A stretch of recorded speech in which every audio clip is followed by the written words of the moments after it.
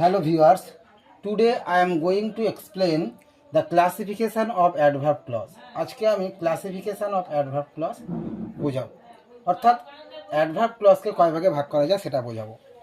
তো adverb clauseকে এখানে 5 ভাগে ভাগ করা যায়।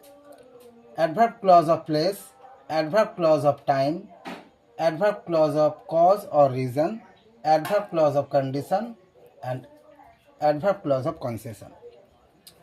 তো এই 5 ভাগে ভাগ করা যায়। এবার এদের কনজাংশনগুলো আমরা দেখে নেব। অ্যাডভার্ব ক্লজ অফ প্লেসের কনজাংশন কী কী দেখে নেব। Where, wherever, everywhere.